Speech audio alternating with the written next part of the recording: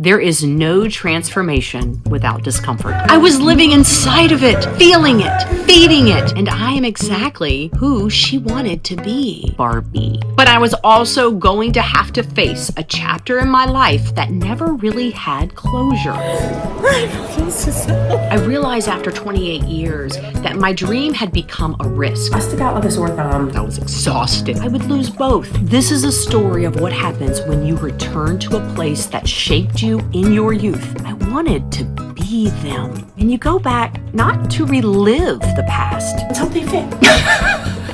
But to move past it. You know, she and I went back to Rio. This isn't a dance story, but it most certainly is a story about dance, about carnival, about fulfilling a dream. But most importantly, it's a story about risk. See, for most of my adult life, Brazil was in the past. It lives somewhere in my memory, somewhere between a teenage dream and a first love. At 17, I was an exchange student, and I remember seeing Carnival for the first time on television from my host family's apartment in Sorocaba. Those women, they were beautiful, powerful, almost naked, but unashamed. They were so at home in their own bodies, like pure liberation, something I had never seen in the United States. And there was a part of me that really recognized it, not because I understood it, but because I wanted to understand it. I wanted to be them. You know, that part of me was allowed to exist in Brazil. And when that time period of my life ended, the dream of dancing in Carnival stayed with me for almost 3 decades. It was quiet, but persistent, like a little note in the back of my mind that said, maybe one day. And then y'all, that one day came. I have a Brazilian friend named Lisa, and she said to me last year, Jaimee, if you really want this, I'll help you. And then suddenly the idea became purely logistical. Flights, money, samba training, and then fear. That's right. Fear. I realized after 28 years that my dream had become a risk. Not that I was scared of dancing samba, not that I was scared of maybe being naked, but I was afraid that the Brazil I had remembered would not be the same. Because I tied this entire love of a nation to a love story. And if I got to Brazil and I didn't feel the same, I would lose both the memory and the place. Welcome to my show. I'm Jaimee Dorris, and this is An American Dancing in Carnival. I arrived in Rio on February 5th, 2026. I was exhausted, alone, scared, standing in this little apartment thinking, what did I just do? But y'all, I was already there. I already signed up for the parade. I already told all my followers what I was doing. And there, quite frankly, was no going back. The first lesson Brazil taught me was that you do not ease into Rio. You wake up sick. You look for coffee. You try to remember a language you haven't spoken in nearly a quarter century. And then you get ready for dance rehearsal. Good news, my Portuguese is coming back. I'm feeling much more confident with the language. Most people around here don't speak a lot of English, actually, which is kind of funny. I was staying in Copacabana, which everyone told me was the safest place for me to stay, and yet I was so aware of how vulnerable I was. I was blonde, American, and very obvious. Y'all, I stuck out like a sore thumb. So I learned quickly how to be aware, how to move with intention, how to secure my phone, and how to carry only what I needed. Money, phone, got everything I need. Oh, and cute.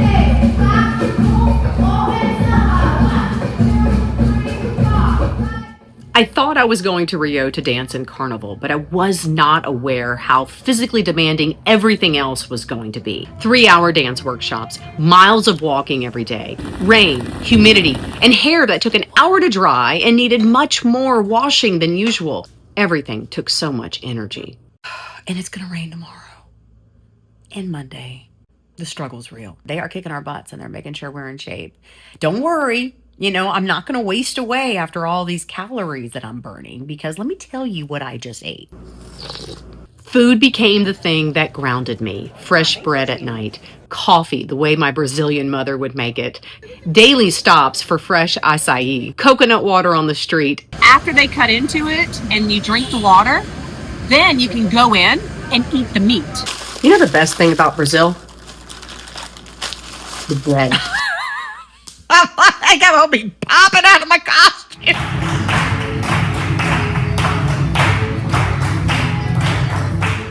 As you know, I arrived alone, but quickly found my people, 4 girls from California chasing the same dream. They have, embraced me, and I've become part of their little tribe, and I've really appreciated that. We're all part of an international dance group called Carnival Spin. Belonging doesn't take years, I found. Sometimes it just takes one shared goal. Some of these ladies had been here before. Others, like me, it was their first time. And these ladies added so much color, so much warmth to the adventure for me. The camaraderie started the first day we met, and it was put to the test that very night. So on my first night in Rio, I went to Sapucaí for a technical rehearsal for Acadêmicos de Niterói. I thought I might be parading that night, so I put together a sparkly blue carnival outfit right there in my apartment. I have never done this, so it's something brand new. And then I went with a few of my new friends from California. And the rehearsal was so interesting. There were no real costumes, no floats or anything like that. Just the school walking the avenue, singing the theme song, stopping and starting while the director shouted instructions.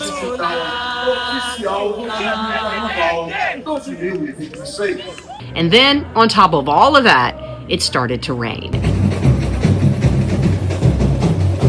We were standing there in our plastic raincoats, over the glitter and the sequins, watching as the school continued down the avenue. It was the first time I saw how much work happens before the spectacle you see on TV, and how massive that avenue really is. And I didn't know it yet, but going to Sapucaí that night gave me a much better understanding of what I was going to expect on parade night. Because when the real night showed up and everything was chaotic, from the crowds, the metro, the lineup, the costume, everything, I had already at least walked that space once, and it made everything just a little bit less overwhelming. And then there was the night of the Carnival Spin welcome party. That was the night that the streets in the northern part of Rio flooded. We were being hosted by Casa de Cultura. They were giving us a jongo class, a samba de roda class, all in this beautiful outdoor space while the heavy rain pounded on the roof. It is raining cats and dogs out here. I mean, we were told that it floods a lot in this area, so that if it rains a lot, we should not call an Uber until much later. What an exciting class, by the way. And what did I tell you about my hair? And when the class ended, the caipirinha bar opened up, but no food was to be found, y'all. The host told us the person bringing dinner was not able to get through the flooded streets. Oddly, though, nobody left. The music continued playing, the drinks continued being poured, and everyone just kept dancing. And when the food finally arrived 3 hours later, we ate it up like it was the first time we'd ever eaten. And that was the night I understood something very deep, very personal about Brazilians. They don't wait for conditions to be just right in order to have fun. They live fully in the moment under any condition, and they make it work. Until I went to the Museum of Samba, I truly did think that Carnival in Rio was basically just one big, gigantic party, a bigger, louder version of Mardi Gras, which of course I'm very accustomed to here on the coast.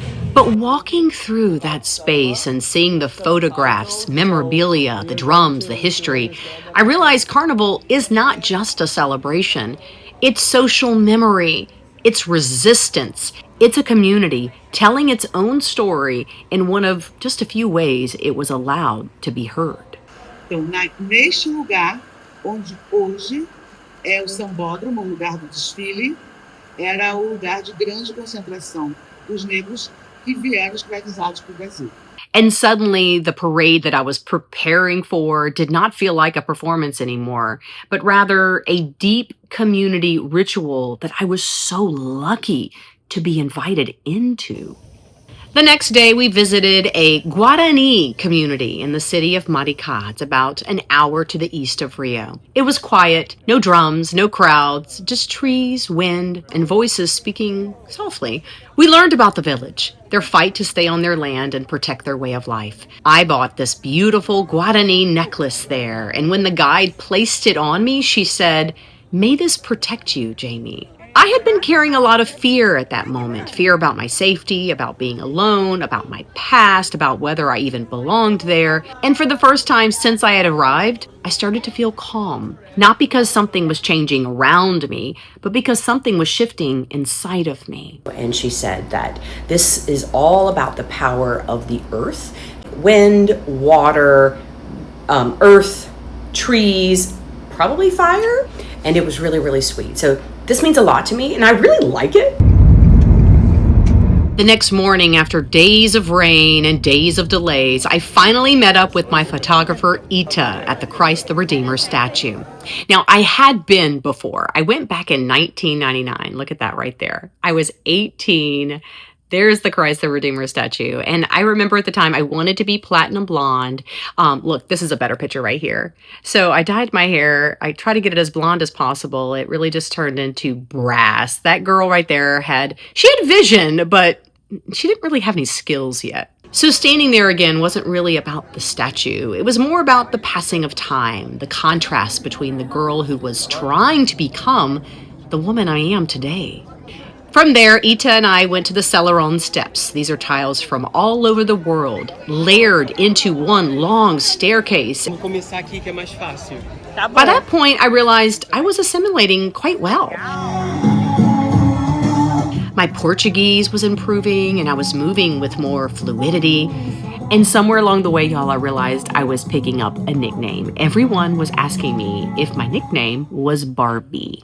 Y'all, I thought about her right here. My 18-year-old self, she would have been thrilled to have that nickname. One thing about traveling alone is this: you get to have all of these like really personal, private moments with the people you meet, and that those encounters almost become like little keepsakes in the back of your mind. It's really cool. Something else I noticed that it only took me about a week in Rio to flip the switch. And if you don't know what I'm talking about, it's this. I actually have two personalities. And I don't know if everyone who speaks a second language does, but I know I do. I have a default American personality, and then I have this really delicious, like, Brazilian personality. And as soon as I flipped the switch in my brain, vocabulary started to return, and it came back in the oddest of ways. I even dreamed in Portuguese on like day 6. My Brazilian heart, it was reawakening. I was feeling so immersed. I was shocked by how quickly it was happening, and yet it was really just in time for a very important trip to São Paulo. February 13th, it was a trip I almost didn't make. Logistically, it really didn't make any sense. I was in the middle of rehearsals, exhausted, focused on Carnival, and it was a same-day flight in and out. But some detours are not about ease. They're about identity, closure. So I stretched myself and went to see my Brazilian parents. Sorocaba is where I lived when I was 17. It's where I learned how to speak Portuguese. It's where I learned how to drink Brazilian coffee. It's where I really learned how to be in a culture that was not my own. It's also where I fell in love.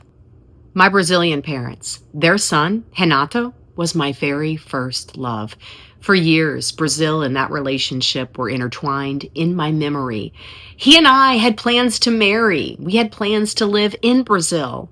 And although our young romance lasted only a few years, Renato and I always kept in touch. We kept in touch across the miles and across the milestones. And 2 years ago, y'all, I got a message I'll never forget. I was live anchoring television news when a message came from a stranger on Instagram, and it said, "Jaimee, I have to tell you, Renato died last night. He was 43. So when I got on that plane to São Paulo, I wasn't just going to visit my Brazilian parents, but I was also going to have to face a chapter in my life that never really had closure. I haven't seen them in like, I don't know how many years. I can't even think right now. Acho que não.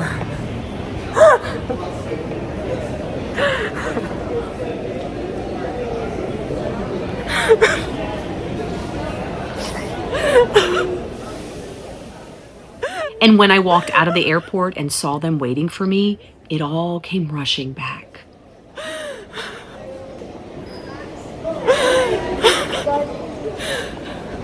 There's something so incredible about being hugged by people who knew you before you became who you are today, before your career, before your marriage, before children, before your adult life became, well, complicated. For a moment, I was 17 again. He's the one who taught me how to parallel park. Just saying. We sat at a restaurant table looking at old photographs, little printed photos from the 90s. Renato was there in a lot of them. He was smiling, young, alive in a way that only photographs allow. My Brazilian parents are now 75. Pai walks with a limp. Mãe is still grieving the loss of her son. But they kept looking at me and saying, "Jaimee, you haven't changed at all. You're still the same girl. You're still the daughter we never had." I felt exactly the same. I felt as though time had not dissolved that teenage girl at all, that instead she was simply waiting for me to come back and get her. And when it was time to leave, Mãe and Pai walked me back into that airport just like they had walked me to school all those years ago. They needed this, and so did I. I needed to take Brazil out of the past. I needed to risk losing that memory so that I could build a new relationship with Brazil. And then I realized that Brazil was never about one person. It's actually a country that held me close at a pivotal time in my life, that time between childhood and young adulthood. And Brazil gave me permission to acknowledge parts of myself that were shunned in the US, parts that are still shunned in the US. Vocês querem falar alguma coisa? Só que eu te amo. Eu te amo também. Vai lá, vai até lá tem que pegar, fazer o check-in.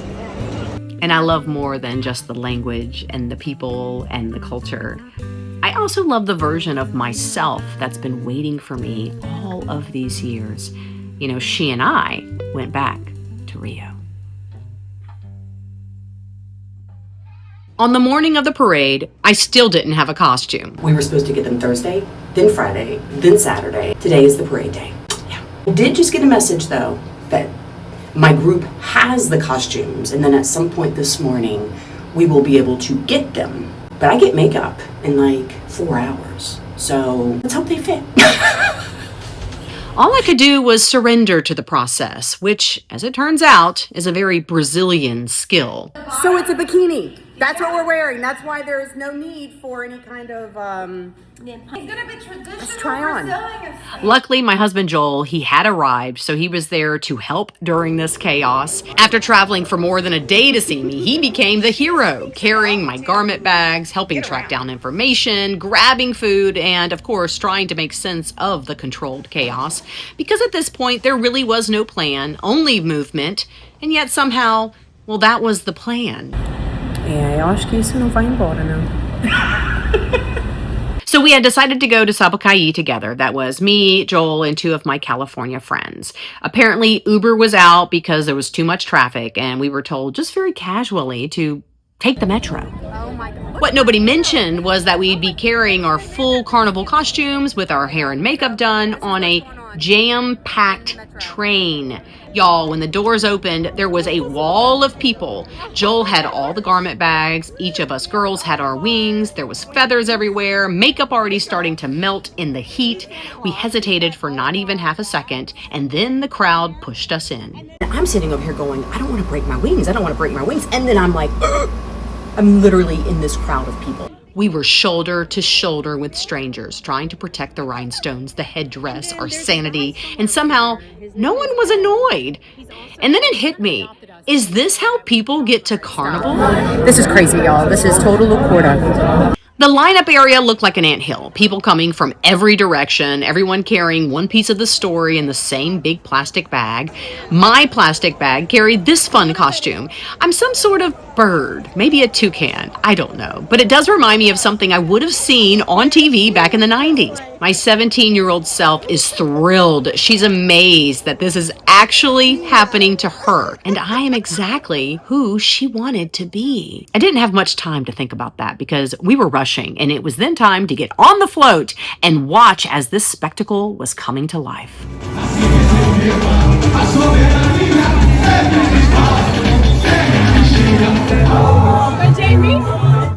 I was parading with Acadêmicos de Niterói, standing on that float, singing in Portuguese, surrounded by thousands of people. I wasn't watching Carnival at all, y'all.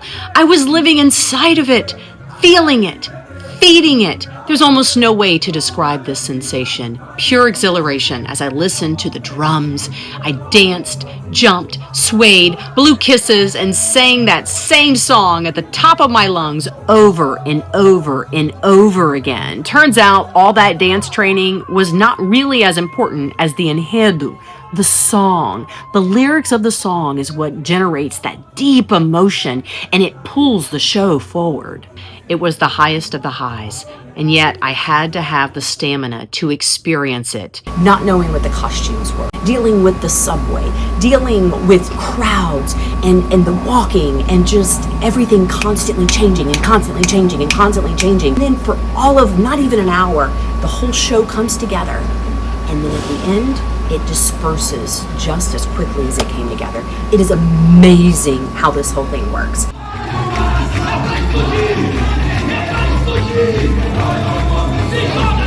The day after the parade, y'all, I literally slept till noon. I had nothing left in me. I needed to rest, and I needed some really great food. It was also really cool to see Brazil through Joel's eyes. It showed me how far I had come in less than 2 weeks. I wasn't translating anymore. I wasn't overgiving or worrying anymore. Instead, I was navigating, belonging, laughing, dancing, wearing sexy clothing. I felt so relaxed. Brazil's a place where people sing on the subway after work, a place where fresh bread is bought at night, a place where a stranger will walk you to the front of the line of the tram at Pão de Açúcar just to make sure you make your flight. I love the joy. I love the food. I love the freedom I feel in my body. I love Brazil. When I was young, I thought that loving Brazil meant that she had to be perfect. But now, as an adult in this relationship, I can see her flaws too. Let me just tell you, I got pissed with all the litter on the streets, all the nasty smells I had to smell, having to constantly wash my hair. You see this? I hated worrying sick about my phone being stolen. That stole a lot of joy while I was there. I waited for hours for things that were supposed to just happen on time. I was often exhausted, overwhelmed, confused, and deeply annoyed. But you know what? I loved her anyway. And for the first time, I was able to experience Brazil through my own eyes. And guess what I saw? Brazil is exactly the way I remembered her. Like, exactly. And keep in mind, I'm American and I'm proud to be American. But there's this part of me in Brazil that just exists more fully there. It's a part that moves differently, speaks differently, lives in her body differently. And it's good to know that I can always return anytime I need to experience that. And now that I've done it, y'all, it is checked off the list. I have danced in Rio Carnival, and I've also taken Brazil out of the past. She's now part of my present, and if I'm honest, she might even be part of my future. So what do you say? Should we do it again next year?